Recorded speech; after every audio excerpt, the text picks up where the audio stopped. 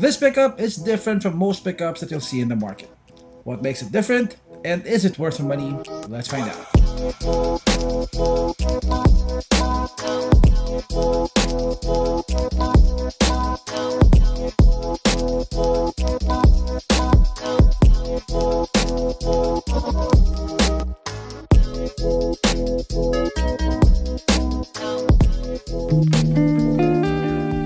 Okay, so from the front, the Changan Nevo Hunter doesn't look like your regular pickup.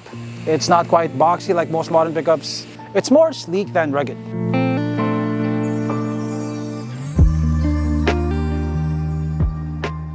Here at the front, you get this pointy, shark-like front fascia.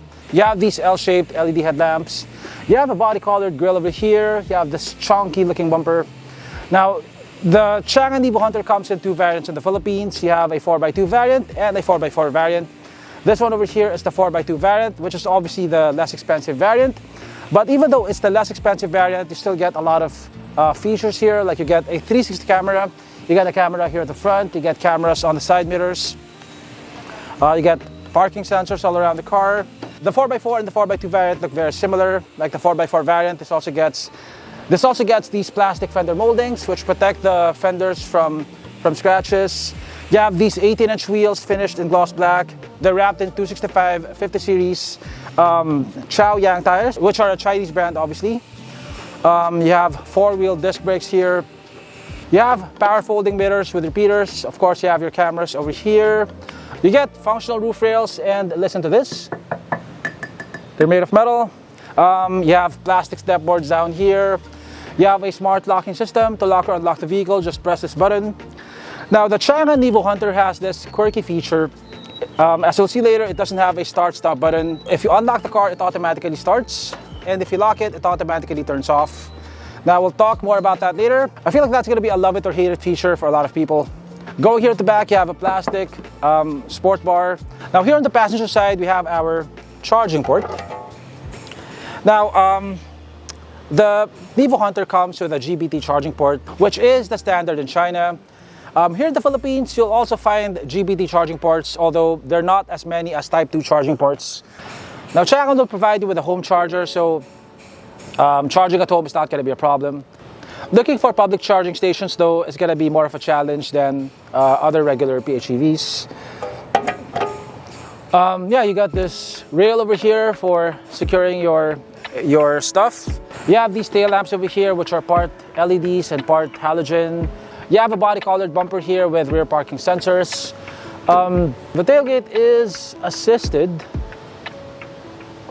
It's dampened, as you can see. Even if I let it go, it doesn't make a lot of noise. It's also pretty light, as you can see. The Changan Nevo Hunter comes standard with a plastic bed liner.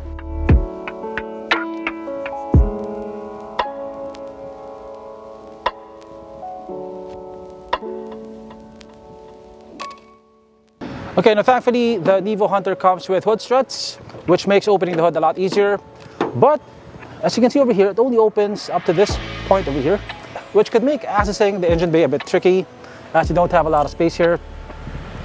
Anyway, under the hood, we have a 2-liter 4-cylinder gasoline engine. The Nevo Hunter has a pretty big 31.18 kilowatt-hour battery mounted on the ladder frame chassis. Its EV range is class-leading at 130 kilometers, and it has a total range of 1,031 kilometers. The total power output for the 4x2 is 174 horsepower and 320 Newton meters of torque, while for the 4x4 it is 268 horsepower and 470 Newton meters. Now take a look at the under chassis of the Nevo Hunter and try to see what's different. Yes, it has coil springs at the back, but that's not really unusual anymore, as the Ranger Raptor and the Navara also have rear coil springs. What is unusual is the drivetrain layout. You have the engine up front.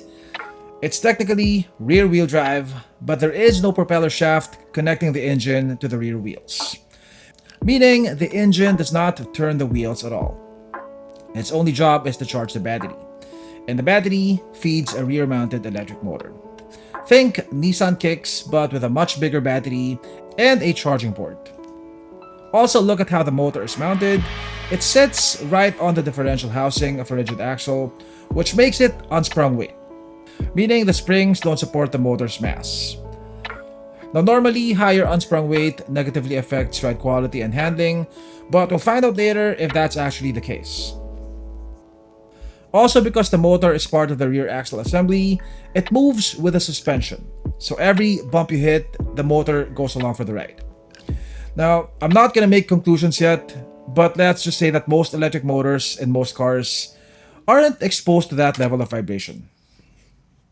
Now, for comparison, the Shark 6 also has front and rear mounted motors, but because it uses independent suspension on both ends, the motors don't bounce around with the wheels.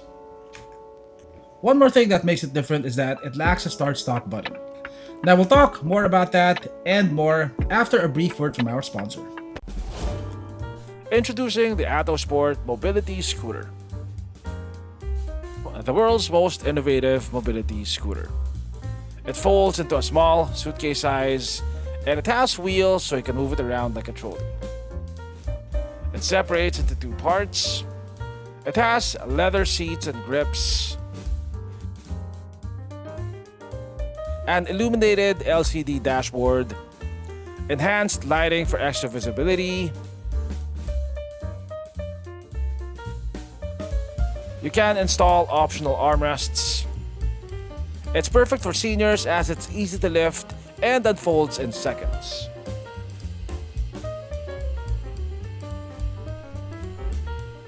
It has a maximum speed of 10 kph, shock absorbing flat free tires, high ground clearance, advanced braking system. Be free to travel anywhere, land, sea or air.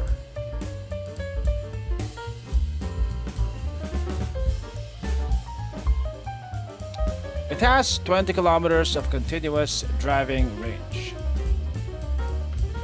Engineered with flair, designed with passion for performance. Be active, be free, be yourself.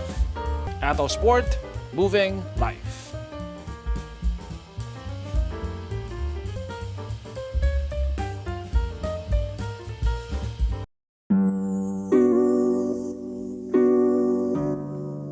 Now this interior looks pretty decent for a pickup. It looks modern. The materials are not bad. This is soft touch right here. This is soft touch. You have leather wrapped armrests, leather wrapped seats which are manually adjustable.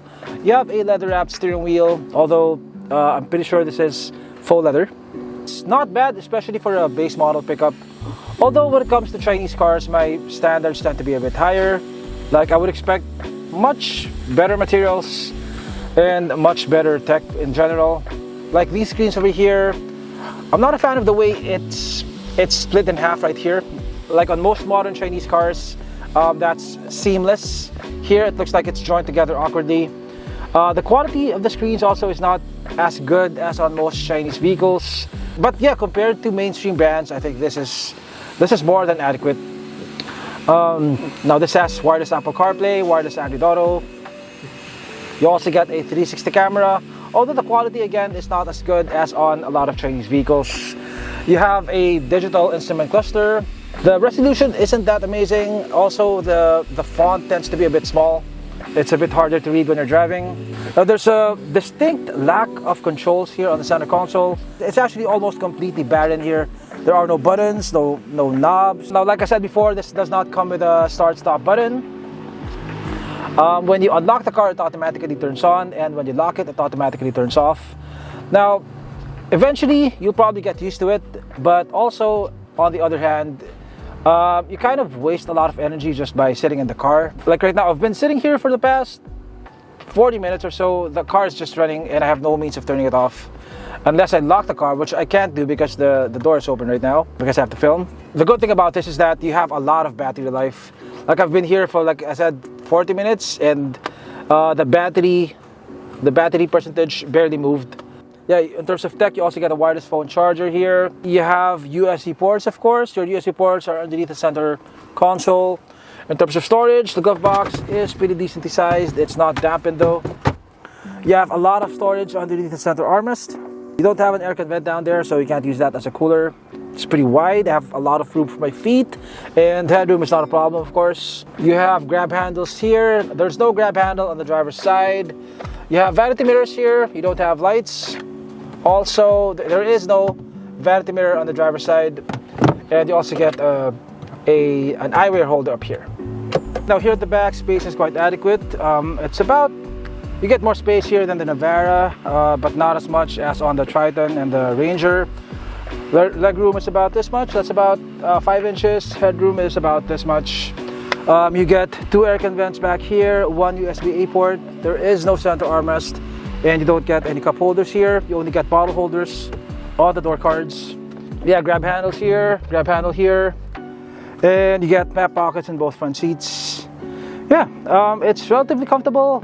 Although the backrest is a bit more upright compared to the Ranger. Yeah, I'm sitting a bit more upright here compared to the Ranger and the Triton.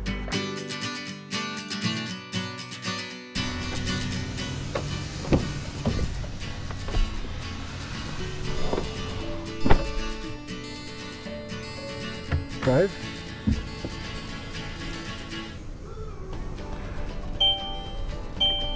Seatbelt. Well, like I said before, the Changan Nevo Hunter does not have a start-stop button. As soon as you unlock the car, it's basically ready to drive. I guess it makes the Changan Nevo Hunter feel a bit more futuristic. It makes it feel a bit different, but I don't really see the point of it. I would still want to have that start-stop button in case I want to turn off the car and save energy. Okay, so I've been driving the car for about 2 days now. And so far, I've not heard the engine turning on. This has over 120 kilometers of EV range. And I'm in normal mode. I didn't select EV mode. And it just chooses to use electric mode whenever it can. So, my fuel consumption so far in the last 2 days has been 0. Now, this truck is the most refined pickup that I've driven in recent memory. Aside from the fact that you don't hear diesel clatter inside the cabin, it is also very quiet. I mean, you don't hear outside noise so much. There's almost 0 tire noise, even at highway speeds. And there are absolutely no rattles inside the cabin.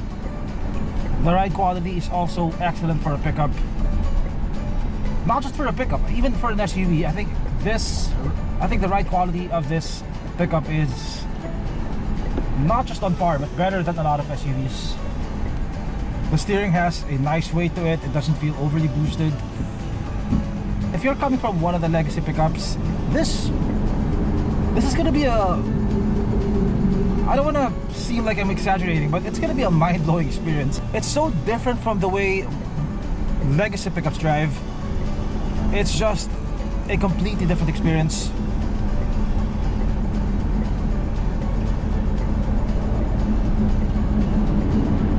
Okay, so we're gonna set this now. We're gonna check our energy consumption on the highway.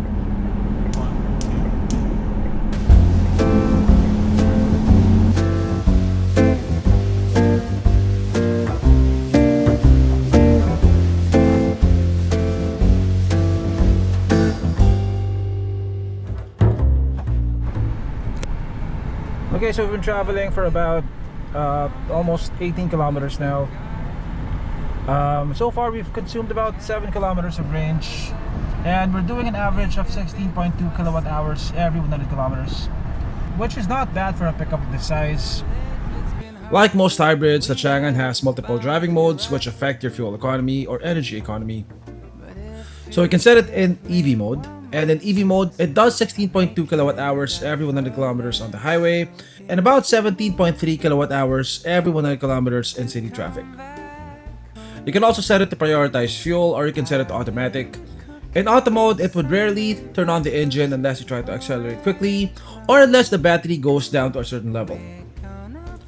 If you manage to get the battery down to the minimum level, it does about 11 kpl. Okay, so we're now driving back to Manila from Cavite. Yeah, it's a very quiet car. Right now the engine is running, I think. The transition is very smooth. You can barely tell sometimes that the engine is running. There's just a slight hint of vibration which tells you that the engine is now running. But yeah, otherwise it is very quiet. Now, I drove the car before I saw the specs, so I was surprised that it only had 172 horsepower because it feels like it has a lot more. It accelerates like an electric car because functionally it is. The wheels are driven exclusively by an electric motor and the engine is only there for charging the batteries. So like electric cars, the torque comes in early and it is pretty quiet unless you floor it, which makes the engine turn on. Anyway, its acceleration feels very different from its diesel competitors. The Changan Nevo Hunter K50 4x2 sells for 1,699,000 pesos. It is one of the most affordable plug-in hybrid pickups that you can buy. Now, in case you don't know yet, pickups have had a major price hike because of the recently implemented excise tax. So the Nevo Hunter 4x2 sells for about the same price as an entry-level Ranger XLT or an entry-level Hilux E. And if you frame it in that perspective, the Nevo Hunter becomes a pretty enticing buy. Yes, it's a newer brand in the Philippines, it has a pretty unusual drivetrain, and the lack of a start-stop button is annoying, but it is efficient, it is coding exempt, and it's a lot more feature-packed and a lot more refined than legacy pickups. It's not perfect, and it may require an open mind, but overall, the Changan Nevo Hunter is a pretty decent effort from Changan.